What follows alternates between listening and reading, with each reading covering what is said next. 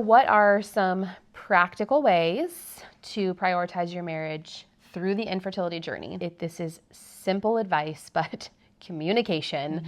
I think you have to start with, how do you feel about this journey? How do I feel about this journey? So much can be lost in translation or lack of communication. Well, and just gender differences. Yes, how a male processes it through how a female processes it. And you can assume your husband is thinking something and he's not, because maybe he's not thinking anything at all. That happens. Because that's possible and not for us. And you're like, how are you not actually thinking about this? But I think that just asking those questions and communicating is just the simplest way to not let bitterness and anything take root that shouldn't be there.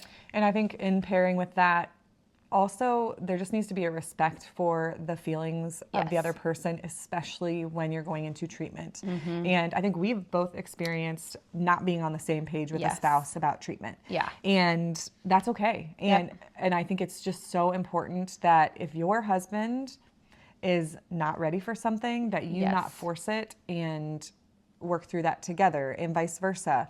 Waiting for one another to be ready, and maybe even if that ends up being the decision that you decide not to go a certain route, whatever that is. But I think as women especially, it can be easy, I know I'm like this, to you know, bulldoze and be like, bull by the horns. I know, I know how to do this, I know how my to body, fix it. I know what we need to do, and just pushing.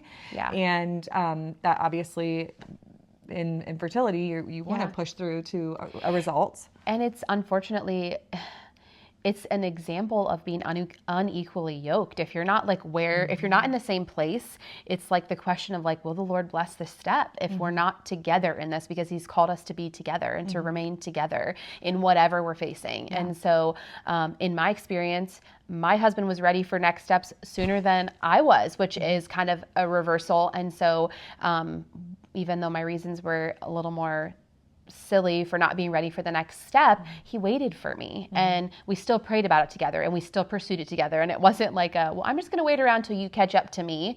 It was a respectful, just a loving nature of, okay, we still need to talk about this. We still need to work through it. We're not in the same place, so I'm not going to push.